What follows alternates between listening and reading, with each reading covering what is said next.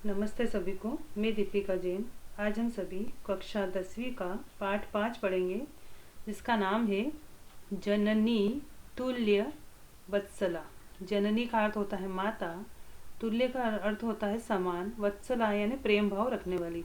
माता जो होती है वह सभी के ऊपर समान रूप से प्रेम भाव रखने वाली होती है, यानी माता अपने सभी बच्चों को समान रूप से प्रेम करती है। इस पाठ का परिचय दिया है। प्रस्तुतो अयम, अयम यानी यह, प्रस्तुत यह पाठ महर्षि वेदव्यास विरचितस्य, महर्षि वेदव्यास द्वारा रचित ऐतिहासिक ग्रंथस्य, ऐतिहासिक ग्रंथ महाभारत अंतर्गतस्य यानी महाभारत जो ग्रंथ है उसके अंतर्गत वन पर्व इत्यतः ग्रहित, वन पर्व से ग्रहित है यानी लिया गया है, वन पर्व से लिया गया है। जैसे हमारे बुक के अंदर पाठ होते हैं, पाठ 1 पाठ 2, ऐसे ही महाभारत जो है वो पर्वों में विभक्त है। यानी महाभारत के अंदर जैसे पहला पर्व, दूसरा पर्व, ऐसे 18 पर्व है। तो रामायण जो है वो कांड में विभक्त है, जैसे सुंदर कांड है, बाल कांड है, अयोध्या कांड है। उसी प्रकार से महाभारत जो है वो पर्वों में विभक्त है। तो यह पाठ आपके जो लिया गया है, यह महर्षि वेदव्यास ने जो ग्रंथ रचा था महाभारत, उसके अंतर्गत जो वन पर्व आता है उसमें से लिया गया है। इयम कथा, यह कहानी जो है सर्वेषु प्राणीषु, सभी प्राणियों में समदृष्टि भावना, समदृष्टि यानी समान दृष्टि की भावना पर प्रबोधयति यानी बल देती है। सभी प्राणी, जितने भी प्राणी होते हैं, यानी मनुष्य हो चाहे कोई भी जीव जंतु हो, जानवर हो, यह कहानी जो है सभी प्राणियों में समान दृष्टि की भावना पर बल देती है, यानी सभी जितने भी प्राणी ये सब समान है। अस्या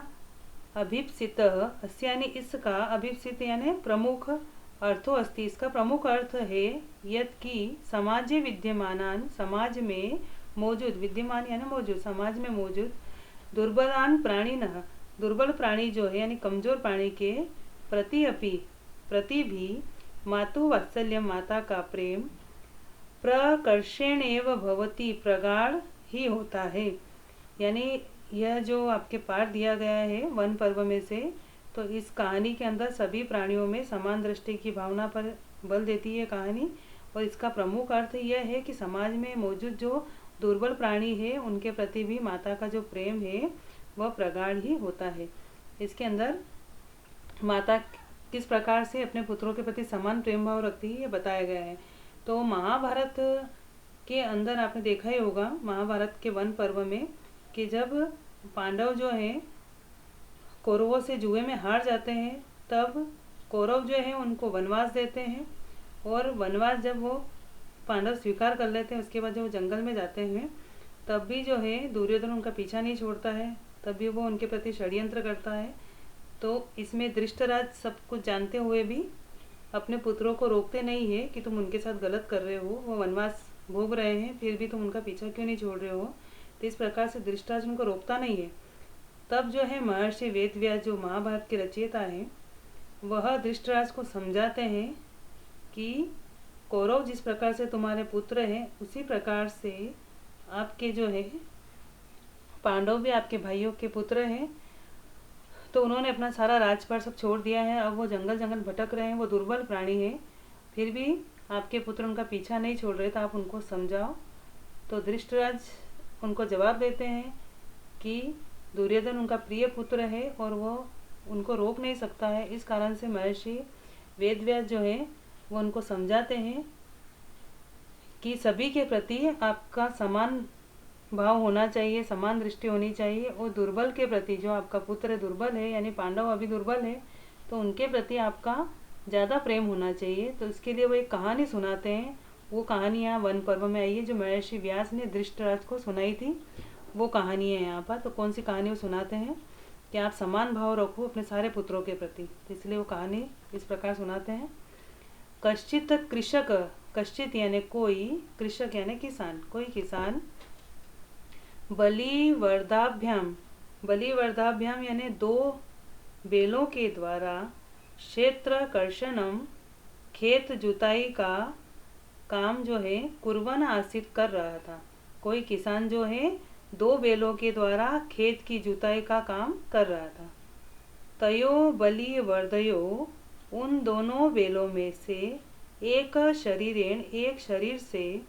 दुर्बल बहुत कमजोर था। यानी दो बेलों के द्वारा किसान जुताई कर रहा था, तो उन दोनों बेलों में से एक शरीर से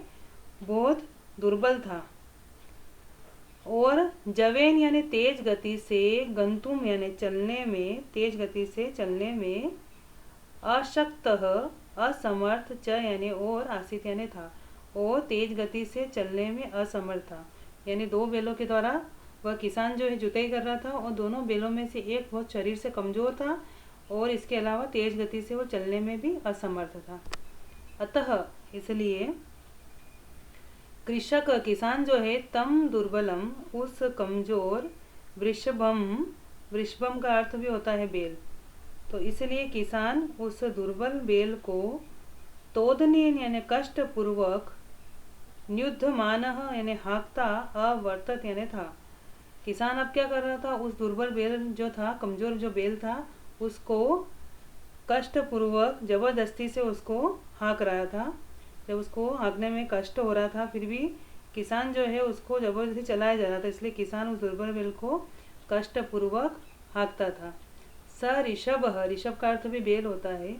सह ऋषभ, वह बेल जो है, हल मुढ़वा, हल मुढ़वा का अर्थ होता है हल ढोकर के, जो खेतों में हल चलाते हैं जुताई करते समय, तो वह बेल हल ढोकर, गंतुम यानी चलने में, अशक्त असमर्थ था। वह बेल हल ढोकर चलने में असमर्थ होकर, क्षेत्रे पपातः खेत में ही गिर गया। अब वो जबरदस्ती उसको हाँक रहा था, पीछे से उसको मार मार के हाँके जा रहा था, तो उसको चलने में वो दिक्कत हो रही थी, इसलिए वह बेल जो है हल ढोकर चलने में असमर्थ होकर के खेत में ही गिर गया। अब किसान को उसके ऊपर गुस्सा आया, वो गिर गया, तो क्रुद्ध यानी क्रोधित होकर के, क्रोधित जो किसान है, कृषिवल, कृषिवल यानी किसान, क्रोधित किसान ने तम उत्थापितुम, तम यानी उसको उठाने के लिए, बहुवारम बहुत सी बार, यत्नम अकरोत कोशिश करी, किसान ने बहुत कोशिश करी उसको उठाने के लिए,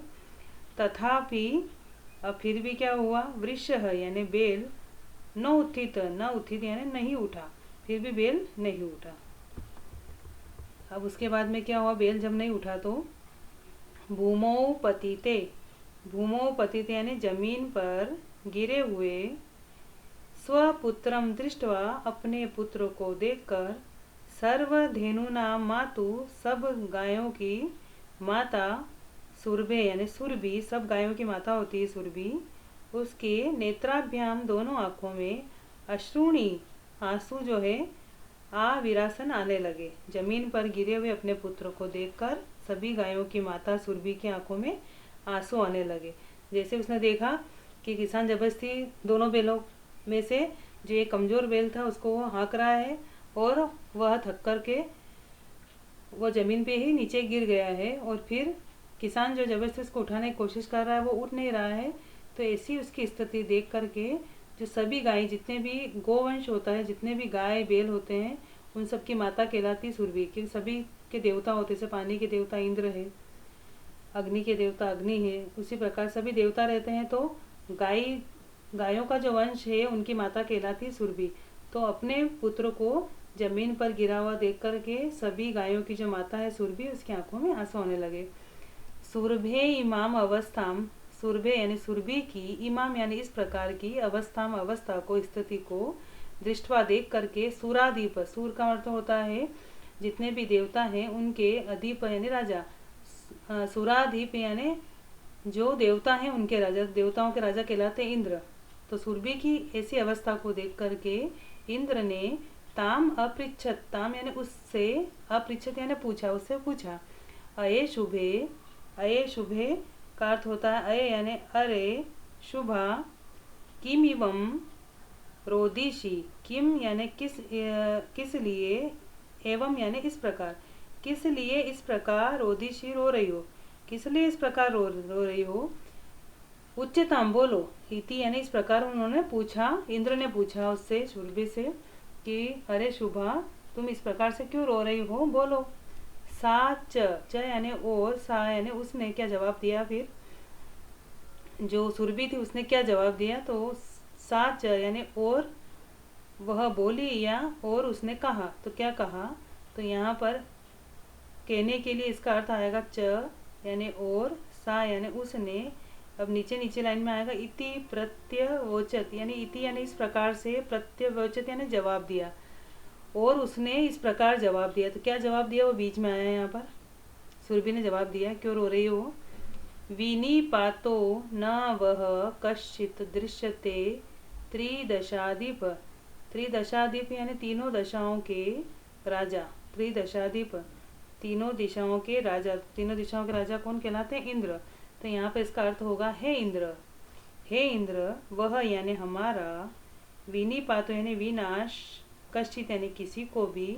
न दृश्यते नहीं दिखाई देता है, यानी गोवंश का विनाश हो रहा है, यानी लोग जबरदस्ती जो है गोवंश का विनाश कर रहे हैं, तो हमारा विनाश किसी को दिखाई नहीं देता है। यानी चाहे जो भी आकर के गाय बैल को मारते करते हैं, उनसे जबरदस्ती काम कराते, तो हमारा विनाश किसी को भी नजर नहीं आता है। अहम तो पुत्रम शोचामी, अहम यानी मैं तो, पुत्रम शोचामी यानी पुत्र के लिए दुख कर रही हूँ कि मेरा पुत्र कितना दुखी है। तो हे इंद्र मैं तो पुत्र के लिए दुखी हूँ। तेन यानी उस कारण से, रोदी में रो रही हूँ, कौशिक, कौशिकार्थ भी होता है इंद्र। तो हे इंद्र मैं तो पुत्र के लिए दुखी हूँ, इसलिए रो रही हूँ कि मेरा पुत्र जो है आज उससे काम नहीं हो रहा है, फिर भी किसान उसको जबरदस्ती काम करवा रहा है। तो आगे और क्या कहती है वो सुरभि, भो वासव, भो यानी हे, वासव यानी इंद्र, हे इंद्र पुत्रस्य दैन्यम दृष्टवा, पुत्र का दैन्यम यानी दुख देखकर, पुत्र का दुख देखकर, अहम रोदिमी में रो रही हूँ, पुत्र का दुख देख करके मैं रोती हूँ। सह दीन इति वह दुर्बल है, इस प्रकार जानानपि जानते हुए भी, कृषक किसान, तम बहुधा उसको बहुत प्रकार से, पीड़ित यानी पीड़ित करता है कि वो कमजोर है, दुर्बल है, ये जानते हुए भी किसान उसको बहुत प्रकार से पीड़ित कर रहा है, जबरदस्ती काम करवा रहा है। स कृच्छेन भारम उद्वहति, सह यानी वह, कृच्छेन यानी कठिनाई से, भारम यानी भार को, वजन को, उद्वहति यानी उठाता है, वह जो है बहुत कठिनाई से भार को उठाता है, उसमें ताकत नहीं है, बहुत कमजोर है वो, उसके बावजूद भी वह कठिनाई से भार उठाता है। इतरम इव, इतरम यानी दूसरे, इव यानी समान, दूसरे बेलों के समान, धूरम यानी धुरी को, धुरी कहते हैं जुए को, यानी जो गाड़ी हाँकते हैं, यानी हल जब हाँकते हैं, जुताई जब करते हैं खेत की, तो उस समय में हल आपने देखा ही होगा, तो हल का जिस पे वो भाग रहता है गाड़ी का, वह भाग जो बैलों के कंधों पे रखा जाता है, आगे दो बैल रहते हैं और फिर उनके कंधे पर रख कर के, और आगे नीचे भी हल जुड़ी रहती है, तो गाड़ी का वह भाग जो बैलों के कंधों पे रखा जाता है उसको धुरी कहा जाता है, धुरी भी कहते हैं, जुआ भी कहते हैं। तो दूसरे बेल के समान, इतरम मीव यानी दूसरे बेलों के समान, धूरम यानी धुरी को, वोढुम यानी ढोने में, उठाने में, सह यानी वह जो बेल है, स न शक्नोती वह उठा नहीं सकता है। दूसरे बेल तो उठा लेते हैं फट से क्योंकि वो ताकतवर है, पर ये जो बेल कमजोर है ये उठा नहीं सकता। एतत् भवान पश्यति, यह आपको, पश्यति न यानी नहीं दिखता है, यह आपको नहीं दिखता है कि वह वजन को नहीं उठा सकता है। इति प्रत्यवोचत, ऐसा उसने कहा। जैसे ही उन्होंने, इंद्र ने पूछा कि तुम क्यों रोते हो, तो फिर उसने जवाब दिया कि आपको हमारा विनाश नजर नहीं आता है, मैं तो इस पुत्र के लिए दुखी हूँ, इसलिए रो रही हूँ कि मेरा पुत्र जो है बहुत कमज़ोर है, दुर्बल है, और ये जानते हुए किसान उससे बहुत काम करवा रहा है और वह दूसरे बेलों के समान भार को उठा नहीं सकता है। तो क्या आपको ये दिखाई नहीं देता है कि ये वजन को उठा नहीं सकता है। तब इंद्र जो है वह उस सुरभि को, यानी गायों की जो माता है सुरभि, उसको क्या जवाब देते हैं, भद्रे यानी हे देवी, नूनम यानी निश्चित ही, सहस्त्राधिकेशु, सहस्त्र यानी हजारों से अधिक, हजार से भी ज़्यादा, तो 1000 से अधिक, पुत्रेशु पुत्रों के होने पर भी, सत्वस्वपि, सत्व यहाँ पर वह का उ बन जाएगा, सत्सु, सत्सु का मतलब होने पर, अपि का मतलब भी, हजारों पुत्रों के होने पर भी, तव यानी तुम्हारे, अस्मिनेव इसी में ही, एतादृशम इस प्रकार का, वात्सल्यम कथम प्रेम भाव कैसे है, यानी तुम्हारे तो हजारों पुत्र है, जो गोवंश होता है वो तो कितनी सारी गायें बैल रहती है, तो वह इंद्र जो है उस सुरभि को कहते हैं कि तुम्हारे तो 1000 से भी ज़्यादा पुत्र है, तो उनके होने पर भी तुम्हारी इसी पुत्र में जो है इतना प्रेम भाव क्यों है। इति इस प्रकार इंद्रेण पृष्ठ, ऐसा इंद्र के पूछने पर सुरभि प्रत्यवोचत, सुरभि ने कहा, ऐसा इंद्र ने जब पूछा कि इसी में तुम्हारा इतना प्रेम वात्सल्य क्यों है, दूसरे भी तो हजारों पुत्र है तुम्हारा, तो सुरभि ने क्या जवाब दिया। तब सुरभि कहती है, यदि पुत्र सहस्त्रम में सर्वत सममेव में दीनस्य तु सतः शक्रः पुत्रस्यापि अधिका कृपा, या इसका अर्थ होगा हे शक्र से, यानी हे इंद्र, यदि मैं यानी मेरे पुत्र सहस्रम हजारों पुत्र है, हे इंद्र यदि मेरे हजारों पुत्र हैं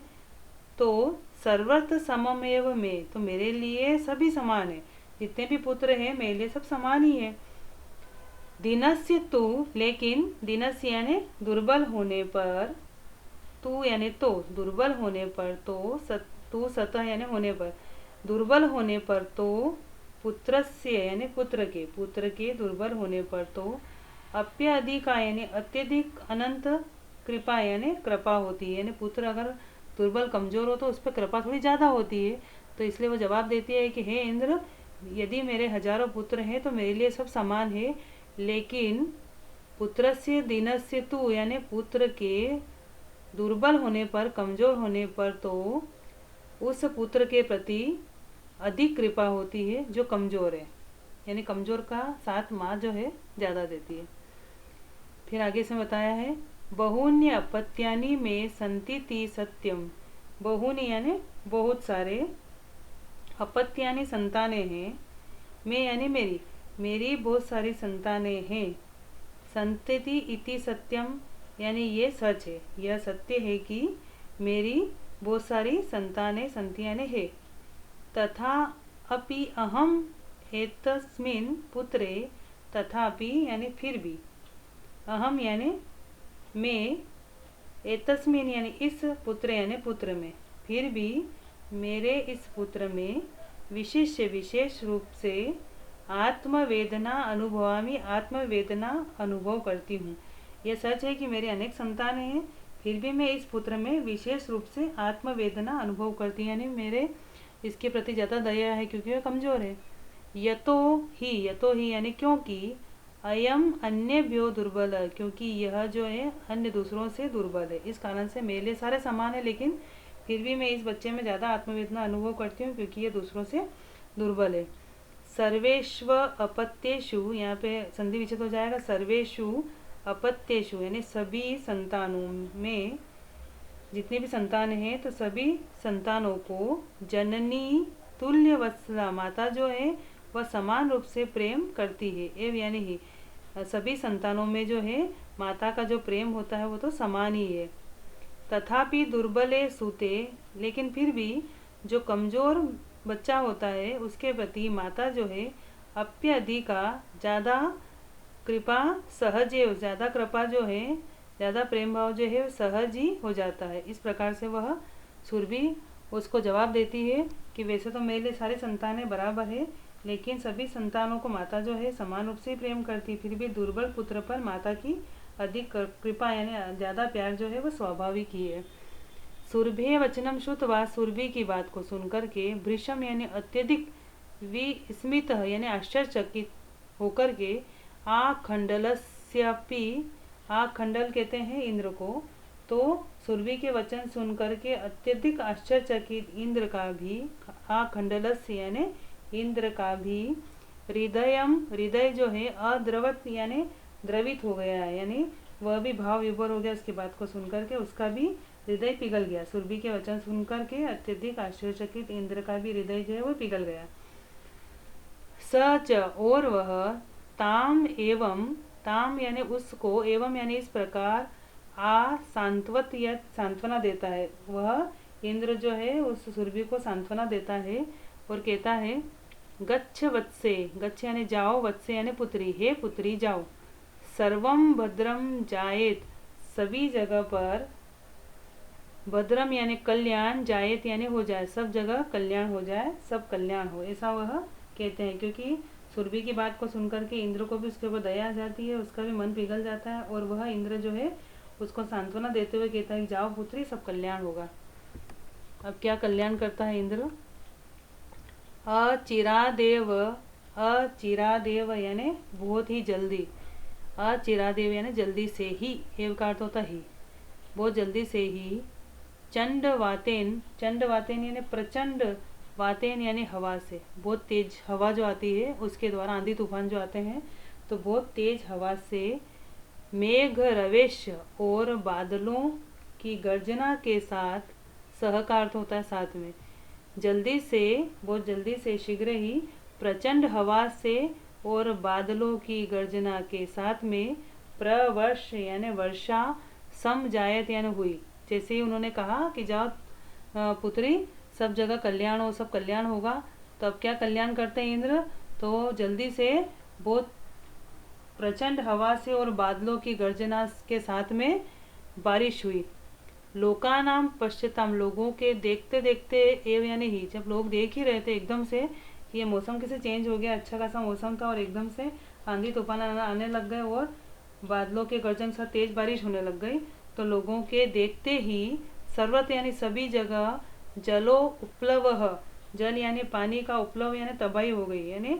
पानी जो है वो तबाही करने लग गया, संजात यानी हो गया, जल उपलव हो गया यानी पानी जो है वो तबाही करने लग गया।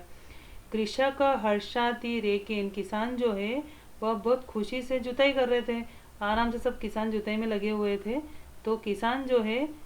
अपने खुशी से जो जुताई का काम कर रहे थे, कर्षण विमुख यानी जुताई से विमुख, सन यानी होकर के, किसान खुशी से, अत्यधिक खुशी से, खेत जोतने से विमुख होकर के, वृषभो दोनों बेलों को, नीत्वा यानी लेकर के, गृहम आगत घर आ गया, गृहम अगात यानी घर आ गया। यहाँ पे जो किसान जो है बहुत खुशी से जुताई कर रहा था, तो किसान हर्षाति रेकेन, किसान अत्यधिक खुशी से, कर्षण यानी जुताई के कार्य से, विमुख सन विमुख होकर के, दोनों बेलों को नीतवा ला करके, गृहम, गृहम यानी घर, घर नीतवा यानी लेकर के, घर लेकर के, अगात यानी आ गया, यानी बहुत खुशी से जो है किसान अपना काम कर रहा था और बेलों को जो है जबरदस्ती काम करवा रहा था, लेकिन इंद्र ने जो है बहुत आंधी तूफानों के साथ और बादलों की गर्जना के साथ में वहाँ पे बारिश कर दी और सब जगह पानी पानी हो गया, तो उसको जुताई का काम जो है रोकना पड़ा। तो खुशी खुशी जो किसान काम कर रहा था, लेकिन सब जगह पानी पानी हो गया, अब उसके जुताई का काम कैसे करे, इसलिए उसको मजबूरन दोनों बेलों को वो घर लेकर के आ गया। तो इस कारण से बेलों को अब जब तक पानी नहीं रुकेगा तब तक आराम मिल जाएगा। तो इस प्रकार से इंद्र ने जो है उस सुरभि, गाय की जो देवता है सुरभि, उसकी मदद करी कि तुम रो मत, अब उन बेलों को आराम मिल जाएगा, जबरदस्ती काम नहीं करना पड़ेगा, क्योंकि बारिश हो गई, जुताई का काम रुक गया, तब उनको आराम मिल जाएगा। तो इसलिए श्लोक में कहा गया है अपत्येषु च यानी, और अपत्येषु का मतलब होता है संतानों के, जननी यानी माता का, तुल्य यानी समान रूप से, वत्सला यानी प्रेम भाव रहता है अपनी संतानों के प्रति, सर्वेशु यानी सभी, सभी संतानों में माता का जो प्रेम है वह समान रूप से रहता है। पुत्रे दिने तु सा, लेकिन पुत्र के दुर्बल होने पर तो माता यानी माता जो है, कृपा आर्द्र हृदया भवेद, उनकी जो माता की जो कृपा होती है वो बहुत ही ज़्यादा हो जाती है। माता जो है अपने सभी संतानों के प्रति समान रूप से प्रेम भाव रखती है, लेकिन पुत्र अगर दुर्बल हो, कमज़ोर हो, तो उस बच्चे के प्रति, उस पुत्र के प्रति माता की जो है ज़्यादा कृपा होने लग जाती है, यानी माता जो है उनसे, उस बच्चे ज़्यादा लाड़ प्यार करती है। यानी कहने का अर्थ इस कहानी में धृतराष्ट्र जो है वह वेदव्यास, महर्षि वेदव्यास जो धृतराष्ट्र को ये समझाते हैं कि आपके लिए सब बच्चे समान होने चाहिए, लेकिन जो बच्चा कमज़ोर है उसका साथ आपको ज़्यादा देना चाहिए। इसलिए उन्होंने ये कहानी सुनाई थी कि किस प्रकार से सुरभि जो है उसके कितनी गाय बैल है, लेकिन वह अपने कमज़ोर पुत्र के लिए दुखी रहती है हमेशा। तो इसलिए इसमें कहा गया है कि संतान के प्रति माता का प्रेम भाव एक समान रहता है, लेकिन कोई कमज़ोर हो तो उसके प्रति ज़्यादा प्रेम वात्सल्य दिखाना चाहिए। और ये सभी जीवों के प्रति है। इस पाठ से हमें, इस कहानी से ये शिक्षा मिलती है कि संसार में जितने भी प्राणी होते हैं, चाहे जानवर हो, कोई भी जीव जंतु हो, इंसान हो, तो जो कमज़ोर हो उसकी मदद हमेशा करनी चाहिए। ये इस कहानी से शिक्षा मिलती है। तो इस पाठ के माध्यम से आप जो है इसका हिंदी अनुवाद करने की कोशिश करें। धन्यवाद।